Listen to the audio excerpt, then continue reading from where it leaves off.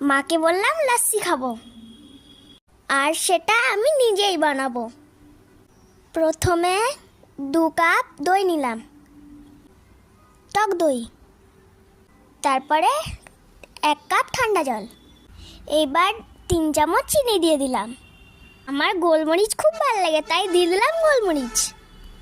ঘরের বানানো ভাজা জিরে গুঁড়ো দিয়ে দিলাম। এবার বিট নুন দিয়ে দিলাম। এবার মাকে মিক্সিটা ব্লেন্ড করে দিতে বললাম ঢাকা লাগিয়ে। Serving time. প্রথমে আইস কিউবস দিলাম, তারপরে লাস্সিটা ঢেলে দিলাম।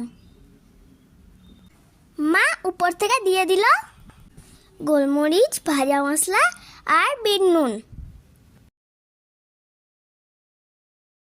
দেখি কেমন খেতে হলো। আমি তো বানিয়েছি, ভালোই হবে।